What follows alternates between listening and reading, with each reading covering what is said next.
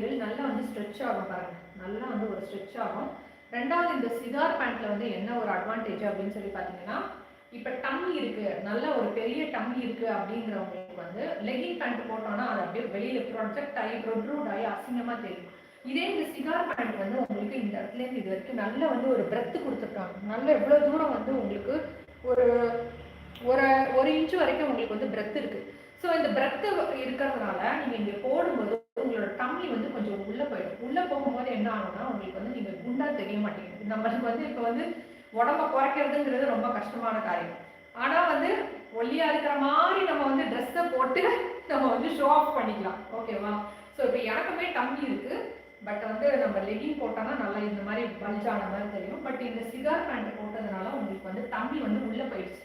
So உள்ளே போனதுனால உங்களுக்கு வந்து அந்த டம்மி வந்து அசிங்கமாக உங்களுக்கு வந்து தெரியுது. ஸோ யாரெல்லாம் வந்து நல்ல ஒரு ஹெஃப்டியாக இருக்கும் அப்படிங்கிறவங்க, எனக்கு ஜிம்முக்கு போக டைம் இல்லை, எனக்கு எக்ஸசைஸ் பண்ண டைம் இல்லை அப்படின்னு நினைக்கிறவங்க இந்த மாதிரி வந்து ஃபிட்டான ஒரு ட்ரெஸ்ஸை போட்டு நம்ம வந்து ஒல்லியாக இருக்கிற மாதிரி காமிச்சிக்கலாம்.